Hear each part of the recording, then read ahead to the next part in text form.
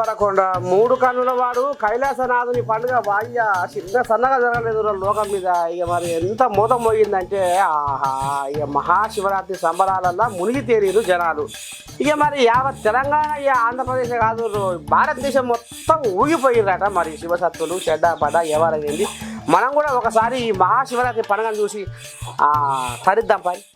ఎటు చూసినా నీరు పేదయ్యా శివయ్యా, మానోట నీ మాటే కాదా సదా శివయ్యా.